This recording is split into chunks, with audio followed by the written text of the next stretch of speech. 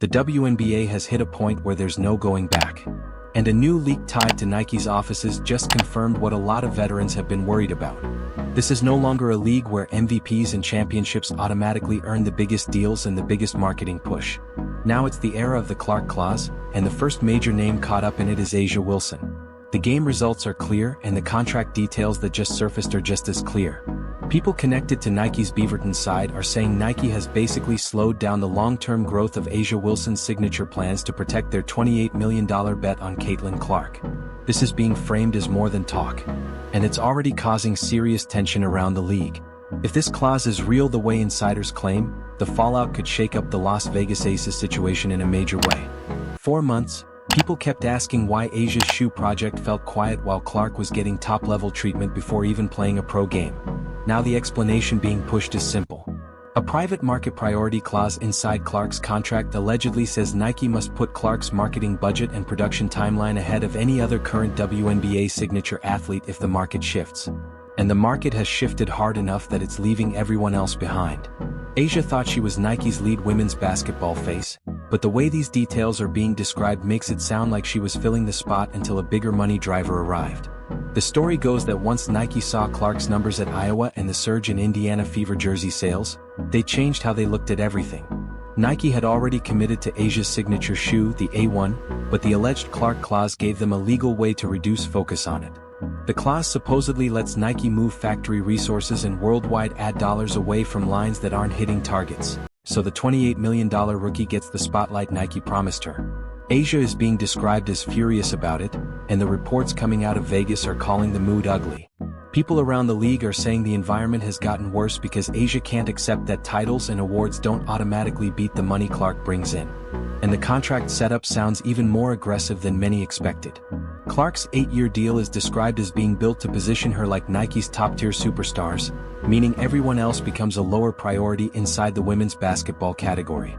That's a major change in how the brand is treating the WNBA. The A1 was supposed to be a major moment in the signature shoe space for black female athletes, but this clause is being blamed for turning it into a low-push release with almost no real marketing behind it. Leaked discussion from internal marketing conversations is also being used to claim Nike leadership worried A'ja's brand reach was limited and didn't have the global crossover pull Clark has.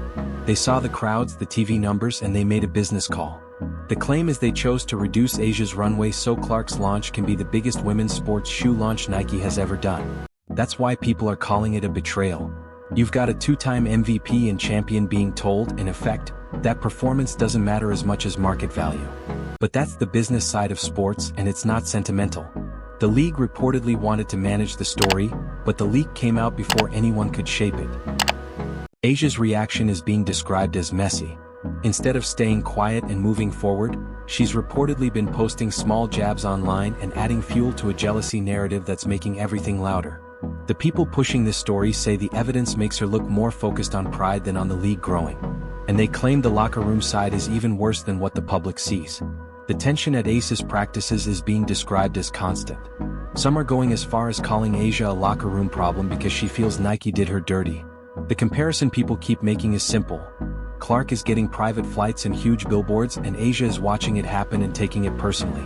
The argument from the business angle is that the Clark Clause is exactly what a company would do. If Nike commits $28 million, they will protect that investment and clear the path for it.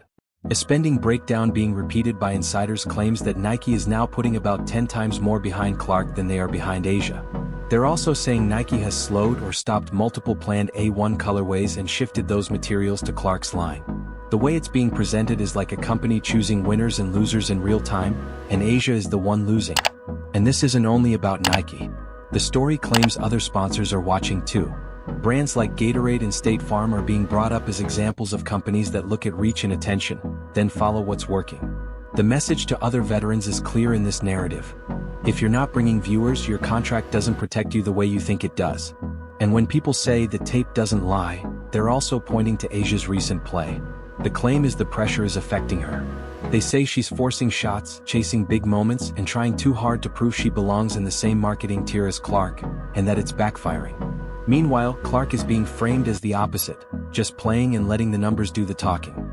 The larger point being made is that front offices and brands are done with the old dynamic of constant complaining and public pressure campaigns. They want revenue growth and they believe Clark is driving it. In this framing, the Clark Clause is a tool that locks in the new direction, even if it damages the image of a previous star. Around the league, people are said to be picking sides, while others are staying quiet because they know where the money is headed. Asia's attempts to turn players against the rookie are being described as failing, because everyone wants higher salaries. The new CBA conversation includes a possible $5 million cap in 2026, and the claim is that money only becomes realistic because of the Clark effect. So the argument goes, attacking the rookie is attacking the future pay of the entire league.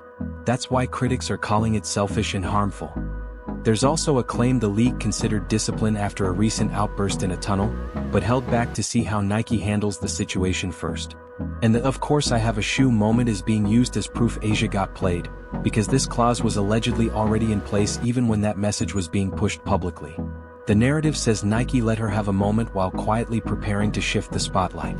The tone of this whole story is blunt. The business isn't fair and Asia should have understood how it works.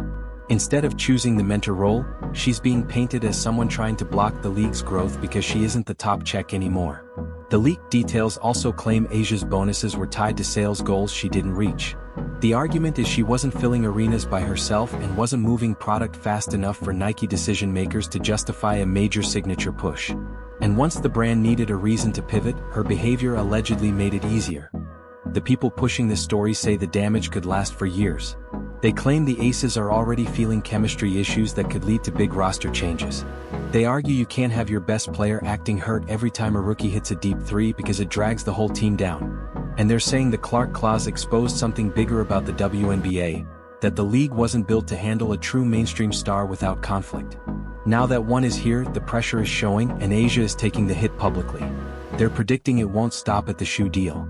They expect Asia's touches and spotlight to shrink over time as the league promotes whoever brings the biggest attention. And they're saying the toxic vet label will stick because she earned it. They even claim she could have been a major counterpart to Clark, helping elevate the league, but chose the rival route instead. Then the money part gets even more direct. People point out that in 2025 the Supermax was around $250,000, while a new 2026 proposal is being discussed with top base pay going over $1 million.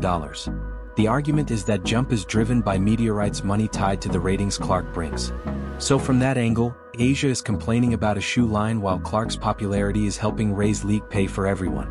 And that's why this narrative calls the entitlement extreme. It says she's fighting the same force that is finally increasing the whole league's income.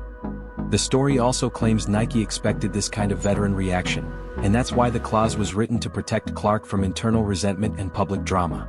In that framing, Asia's deal being reduced isn't personal, it's the market choosing who sells. And they claim it isn't only Nike shifting.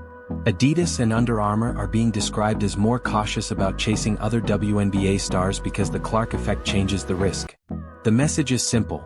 If Nike is willing to scale back an MVP signature push to protect a rookie, other brands will be even more careful.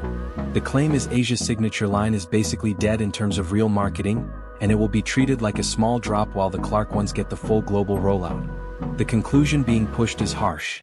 The league has moved on and Asia's time as the main face is ending. She may keep the trophies, but Clark gets the biggest deal and the biggest platform. The final part of this narrative is about legacy. It argues that the cost of being seen as toxic is losing public support and losing brand priority. It says Asia is trying to rebuild her image through community and honesty, but fans aren't buying it because they hear bitterness in interviews and see refusal to credit the rookie's impact. The message being pushed is that the WNBA doesn't need more people acting wronged. It needs leaders who help the league grow. And in this storyline, Caitlin Clark is winning the only battle that brands and executives truly care about: attention and revenue. The business side of basketball is cold, and the Nike swoosh doesn't owe anyone loyalty if the numbers don't match.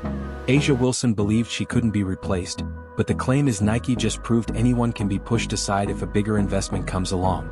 In this version of events, the league is shifting fast and it isn't gentle. The brand priority was never about pure basketball achievement. It was about results that show up in sales, ratings, and reach. And the final message is that the Clark Clause is now the rule, and anyone who fights it is going to lose in the market.